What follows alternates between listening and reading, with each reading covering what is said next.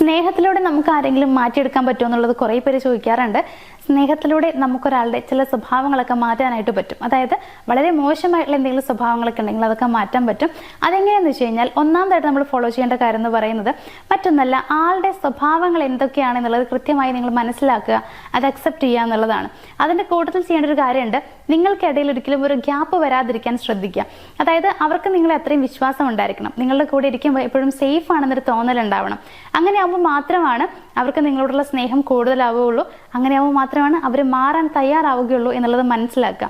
രണ്ടാമത്തെ കാര്യം എന്ന് പറയുന്നത്, അവരിൽ എന്തൊക്കെ മാറ്റങ്ങൾ വേണമെന്നാണ് നിങ്ങൾ ആഗ്രഹിക്കുന്നത്, ആ മാറ്റങ്ങൾ നിങ്ങളിൽ വന്നതായിട്ട് നിങ്ങൾ കാണിച്ചു കൊടുക്കുക. അതായത് ഇപ്പോൾ അവർ ഏതൊരു സിറ്റുവേഷൻ വളരെ മോശമായ രീതിയിലാണ് ഹാൻഡിൽ ചെയ്യുന്നതെന്നുണ്ടെങ്കിൽ ഇനി ഒരു സിറ്റുവേഷൻ വരുന്ന സമയത്ത് നിങ്ങൾ അതിനെ വളരെ കാമായി കൂളായിട്ട് ഹാൻഡിൽ ചെയ്യുന്നതായിട്ട്, ക്ഷമയോടുകൂടി ഹാൻഡിൽ ചെയ്യുന്നതായിട്ട് കാണിച്ചു കൊടുക്കുക. ഇത്തരത്തിൽ നിങ്ങളിലൂടെ എക്സാമ്പിൾസ് കാണിച്ചു കൊടുക്കുക എന്നുള്ളതാണ്.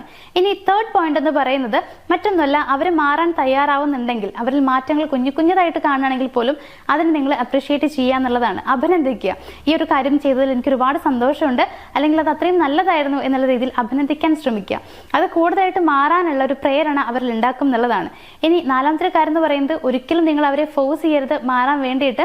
അങ്ങനെ ഇടയ്ക്കിടയ്ക്ക് പറഞ്ഞുകൊണ്ടിരിക്കുമ്പോൾ അവർ മാറാനുള്ള സാധ്യത കുറവാണ്. സോ ഫോഴ്സ് ചെയ്യാതിരിക്കുക, ടൈം അനുവദിച്ചു കൊടുക്കുക.